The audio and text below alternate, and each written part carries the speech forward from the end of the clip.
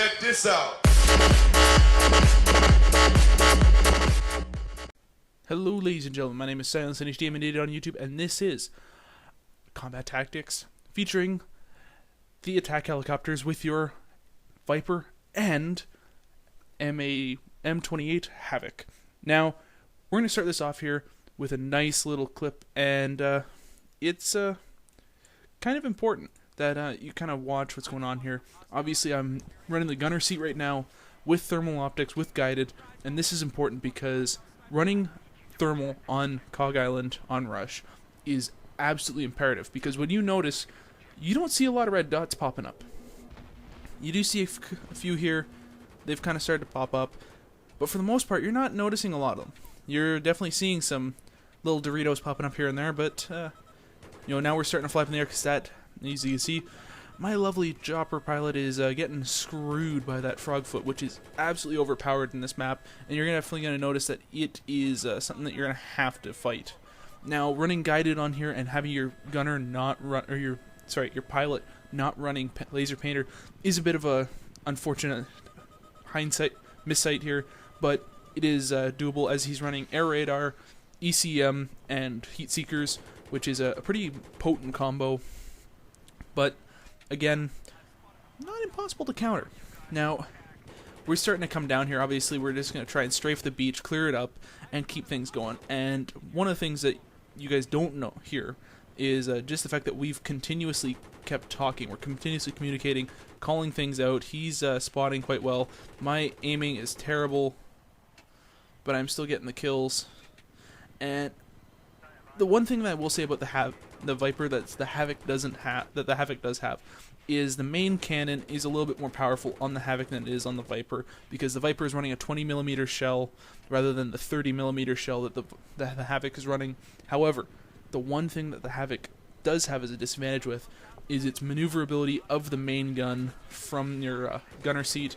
It is definitely is not even close. And one of the nice things that I am doing continuously is hitting their tanks. Here, as you just saw, I am continuously locking onto their tanks whenever I get guided shells, because that is just one of those things. Now, you just saw there, the frogfoot is again coming after us, so we are, well, pulling up into the sky to try and combat that. Now, we're getting locked onto by something. I don't know what it is. I don't remember what it was, but we ended up just maneuvering ourselves as high as we can so that the lock, well, won't hit us. You guys will notice that if you go up high enough, you can't be touched by the anybody on the ground. However, you can't really hit them that effectively.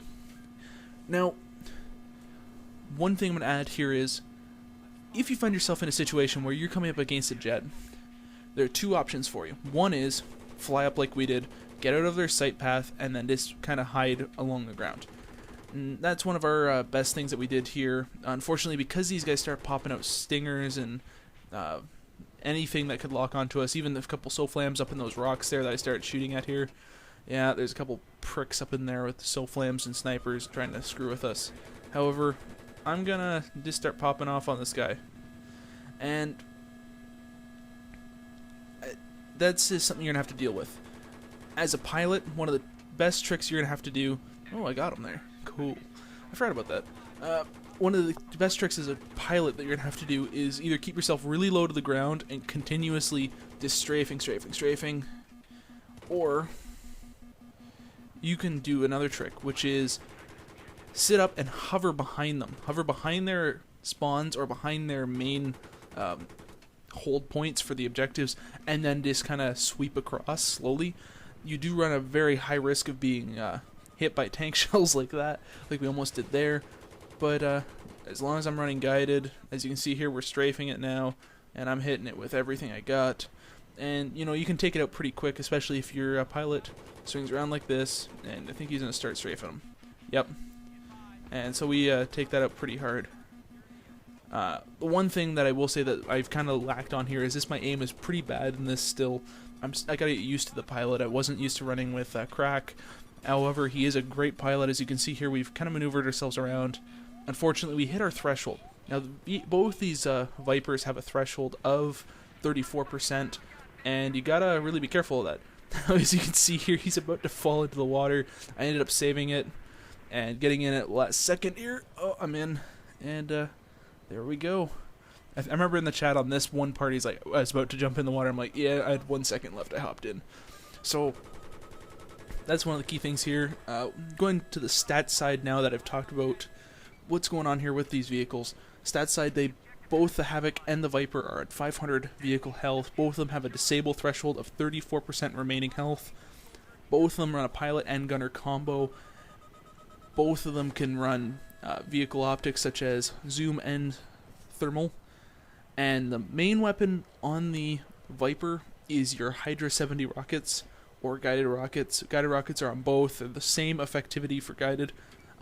Or you can run on the Havoc, a little bit different. They're running the S8 rockets, which have the same potency. It's the gunner seat that has a different potency. Like I said before, the 30mm automatic cannon on the Havoc is a lot more devastating than the 20mm Gatling cannon on the Viper. However, the Viper does have a higher fire rate. The fire rate on the Viper is right around 950 rounds per minute. On the Havoc, it is at 650. So that extra fire rate does compensate a bit. It does allow you to pump a lot more lead onto your opponent. But if your aim is off, you can get fucked pretty hard. As you guys can see here, we've just flown up high again because, again, we keep getting strafed by this frogfoot, and that is just like the worst thing to happen to us because a frogfoot is absolutely devastating. If you guys haven't noticed that, lovely main gun is highly effective against us and against basically anything that moves. One thing I didn't highlight is the disadvantage that you do run in on the Havoc. The Havoc does have this tendency with the TV missile to start off low and to the right.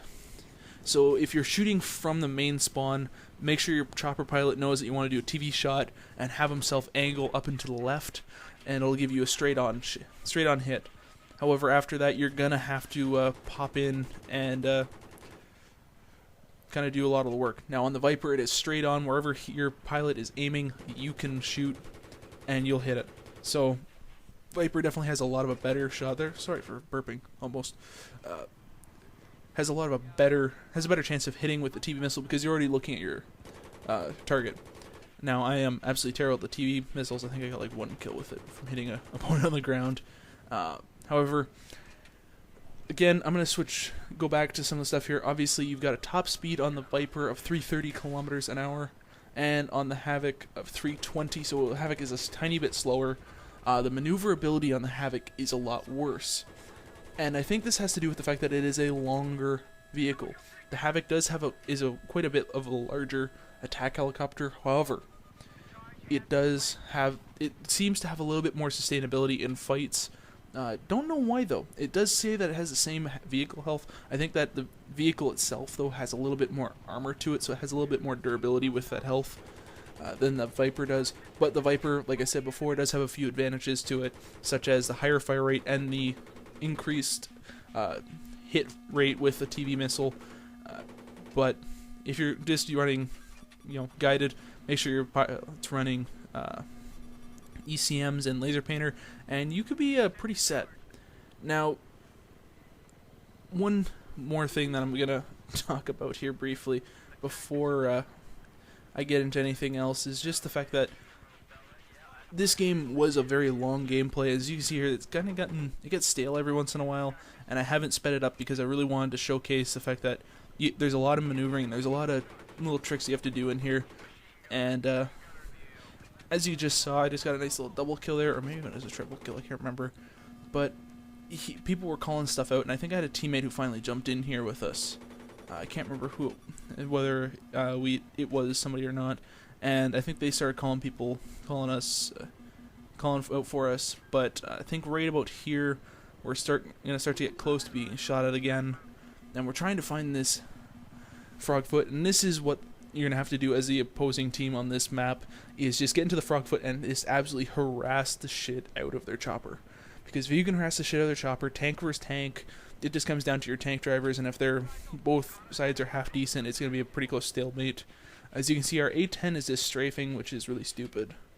Because basically, if you're in the A10, you better be running some good stuff there with us. I'm continuously running guided. As you can see there, I just got a nice kill, and I switched seats there stupidly. But kind of nice. Now, one thing that you can do as a chopper is make sure that you're running ECM rather than fire flares. Now my pilot here is running fire flares strictly because once he does get out of the soul flame range, the guided shells do turn into a heat seeker, and you can IR flare them down. And he is a good enough pilot that he does get out of the way, and he does like IR flares better because they do reload a little bit faster than the ECM. However, I prefer the ECM because I'm not that great of a pilot. However, because I'm not such a great pilot, it does allow me a bit more maneuverability, especially when coming up against people running guided, because it does completely eliminate that whole lock-on, and it can put you in a decent position to hit them hard. You will get to see my flying though shortly. It's a very brief clip because, well, like I said before, I'm not a horrible pilot. I just end up in bad situations, and I'm still getting my control back. As you can see here, my pilot is just dropping straight down on top of these guys, and I pick up a kill, another combat efficiency ribbon, and we're just tearing it up. And I remember we were laughing at one point, 'cause at the very end of the game, I think I finished 28 and like 4 or something like that. But I did get into the tank and start wrecking shit because I'm actually really good in a tank. And we had to get in there because our team, well, got stuck on this objective. Because you can see nobody's moving forward after this. It's a really heavy-hitting fight on this side, and we kind of had to maneuver it that way. Holy crap, this is a long commentary. I didn't think it'd be going this long. Oh my god. Where my gird. But, continuing, let's just continue on. You're going to have some little bit of things to deal with here. This whole, like, the running in the gunner seat, the difference between zoom and thermal is actually quite profound, especially on a map like this where your like what people are running as camo is actually pretty damn good. Now once you get into the more urban portions of this, the latter two areas, it's a little bit easier to spot them, but it's still not impossible, and you don't have to worry too much about what's going on against most things. Now running thermal though overall is a lot better, but as you can see here, we're getting shot at by the tanks continuously. And I can all of a sudden see out of the corner of my eye that we're getting shot at by that Viper, and that Frogfoot, and we're starting to go down now. He has finally gotten to us and harassed us enough to get us out of there, and he actually does take us down. You're going to see in a second that when he does take us down, I don't die. I hit the main deck, and actually jump into the the lovely Amtrak. I can't believe I keep forgetting that. The lovely Amtrak. It's the Amtrak. It's the best vehicle in the world. Now, as you see, I just hopped out. My pilot ended up taking it full brunt, and I was really hoping to get him with that. I can't believe I missed. I'm a terrible shot with that damn thing. However, I end the clip here in a second, and then you get to see me flying. Now, my tips and tricks for flying are actually pretty simple, and it's what's helped me learn how to fly. When you first start to learn out, holding the trigger down, your right trigger down, to kind of get yourself up in the air with your main throttle is pretty common, and it's quite effective, so don't worry too much about it. It's not the end of the world if that's the way you do it. It's the way I do it.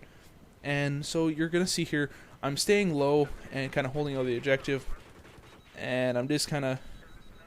I am running laser painter on here, which is a problem because my pilot is running, or my gunner is running TV, and he's also running something other than stealth. I forget what it is, but I am kind of keeping myself close here, which is good against the tanks because they can't turn their turret enough. You will get hit by their gunner every once in a while, but if you're strafing them with enough shots, you can do some serious damage.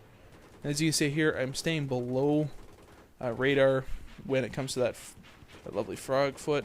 And if I could squeak by in there, I do get a couple of little suppressions here. But, yeah, one of the things I've started to learn how to do is just feather the controls. As you see here, I'm starting to hover in.